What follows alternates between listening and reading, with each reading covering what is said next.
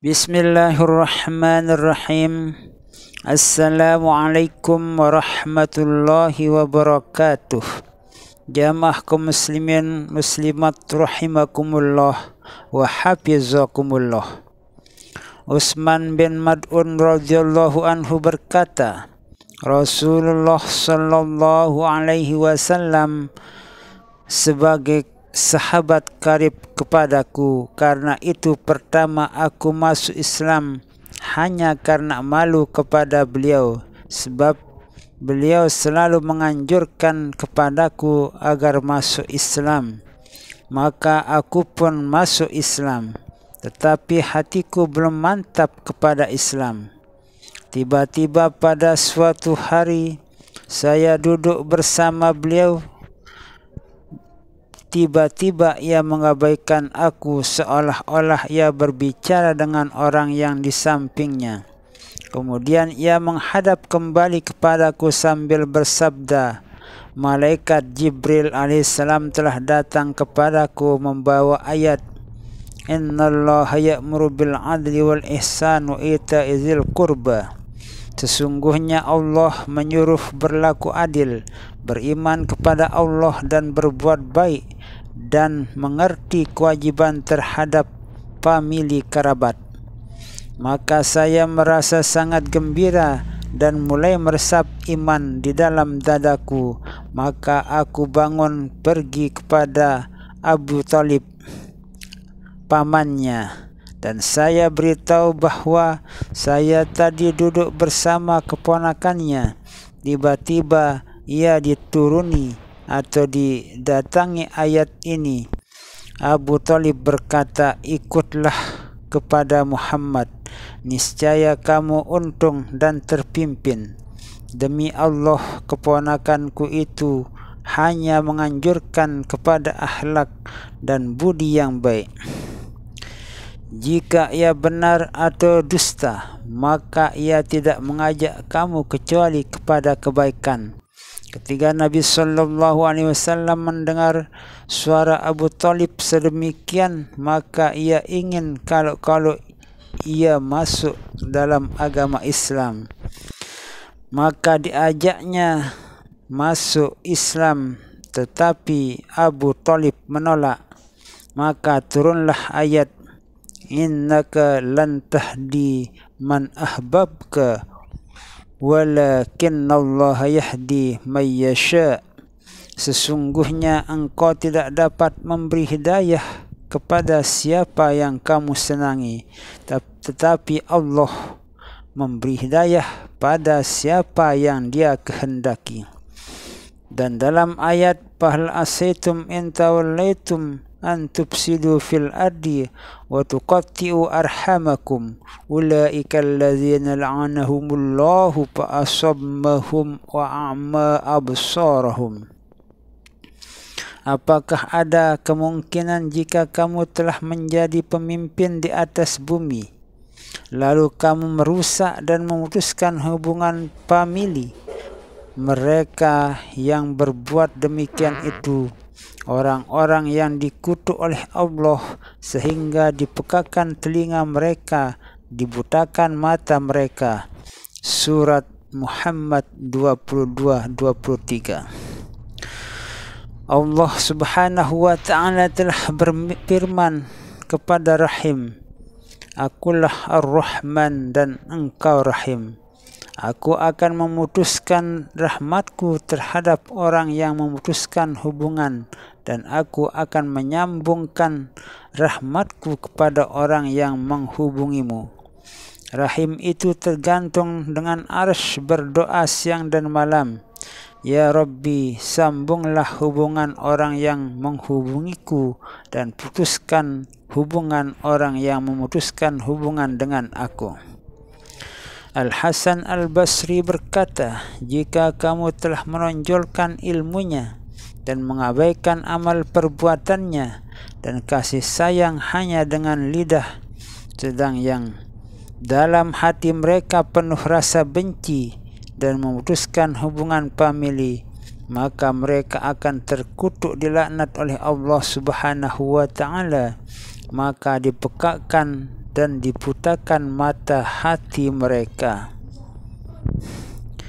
Abu Laits As-Samarkandi meriwayatkan dengan sanadnya dari Yahya bin Salim berkata, dahulu di Makkah ada orang yang berasal dari Khurasan, seorang soleh, dan orang-orang biasa menitipkan segala harta mereka kepadanya. Maka ada seorang menitipkan kepadanya uang 10 dinar, 10.000 dinar, lalu ia pergi untuk kepentingannya. Kemudian orang itu kembali ke Makkah, sedang orang yang dititipi itu telah mati. Maka ia tanya kepada keluarga dan anak-anaknya tentang harta titipannya itu. Dijawab, kami tidak mengetahui apa-apa, sebab dia tidak memberitahu apa-apa kepada kami.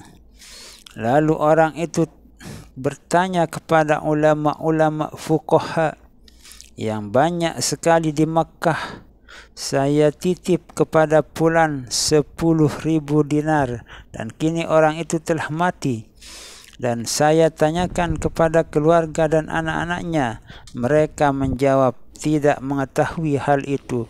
Maka bagaimanakah pendapatmu?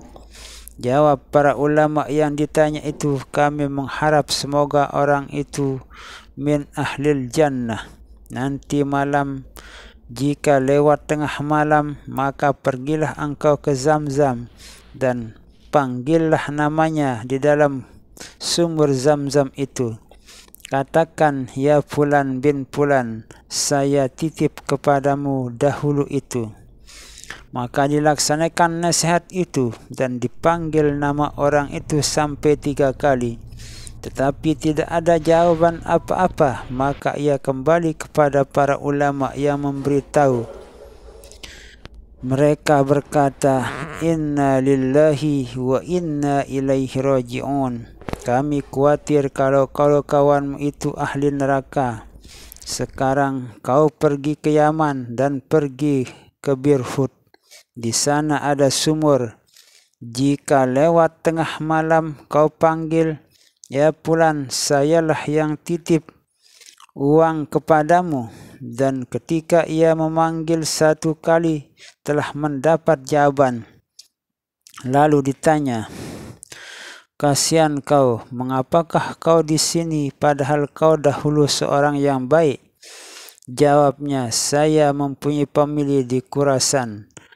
Maka saya putuskan hubungan dengan mereka sehingga mati. Maka Allah menuntut aku dengan ini dan menempatkan diriku di sini.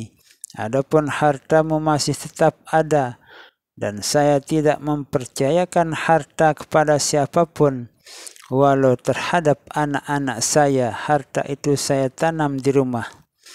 Maka kau minta izin kepada anakku untuk masuk rumahku. Kemudian kau masuk dan menggali di tempat yang saya tunjuk itu, niscaya kau akan mendapatkan hartamu masih cukup. Maka segera ia kembali dan minta izin kepada anak-anaknya untuk menggali tempat yang ditunjuk itu. Maka benar-benar bahwa hartanya masih utuh semuanya. Abu Laits As-Samarkandi berkata, jika seorang itu dekat dengan familinya, maka hubungan famili itu berupa hidayah-hidayah dan sambang ziarah. Jika tidak dapat membantu dengan harta, maka cukup dengan tenaga. Dan jika jauh, maka hubungan dengan surat menyurat. Dan jika dapat mendatangi, maka itu lebih utama. Ketahuilah bahwa silaturahmi itu mengandung 10 keuntungan. Yang pertama, mendapat keridhaan Allah Subhanahu wa ta'ala, sebab Allah menyuruh bersilaturahmi. Kedua, menggembirakan mereka karena ada hadis yang mengatakan bahwa seutama-utama amal ialah menenangkan orang mukmin. Yang ketiga, kegembiraan malaikat karena malaikat senang dengan silaturahmi. Yang keempat, mendapat pujian kaum muslimin. 5. Menjengkelkan iblis. 6. Menambah umur. 7. Menjadi berkat rizkinya. 8. Menyenangkan orang-orang yang telah mati, karena ayah dan neneknya itu senang jika anak cucunya bersilaturahmi. 9. Memupuk rasa cinta di kalangan famili, sehingga suka membantu bila membutuhkan bantuan mereka. Dan yang ke-10, bertambahnya pahala jika ia mati, sebab selalu ingat kepadanya jika telah mati dan mendoakan karena kebaikannya. Anas radhiyallahu anhu berkata, 3 macam orang yang akan berada di bawah naungan Allah pada hari kiamat. Yang pertama, orang yang menyambung hubungan famili, diberkati umurnya dan dilapangkan kuburnya dan rizkinya. 2. Wanita yang ditinggal mati oleh suaminya dan ditinggal anak-anak yatim, lalu dipeliharanya sehingga kaya mereka atau mati. Orang yang membuat makanan lalu mengundang anak-anak yatim dan orang-orang miskin. Al-Hasan berkata, Rasulullah sallallahu alaihi wasallam bersabda, 2 langkah manusia yang disukai oleh Allah Subhanahu wa taala. Yang pertama, langkah menuju sembahyang fardu. 2. Langkah menuju silaturahmi kepada kerabat yang mahram. 5 macam siapa yang melazimkannya bertambah kebaikannya, bagikan bukit yang besar dan dilapangkan rezekinya. Yang pertama, siapa yang selalu bersedekah sedikit atau banyak. 2. Orang yang menghubungi famili kerabat. 3. Orang yang selalu berjuang untuk menegakkan agama Allah. 4. Orang yang selalu berwudu dan tidak memboros penggunaan air. 5. Orang yang tetap taat kepada kedua orang tuanya. Mudah-mudahan kita semua bisa mengamalkan ilmu-ilmu yang telah saya sampaikan ini, karena ini adalah merupakan ilmu yang sangat bermanfaat bagi kita semua. Amin, amin, amin, amin. Wallahu a'lamu bishawab. Wallahu a'lamu bishawab. Wassalamualaikum warahmatullahi wabarakatuh.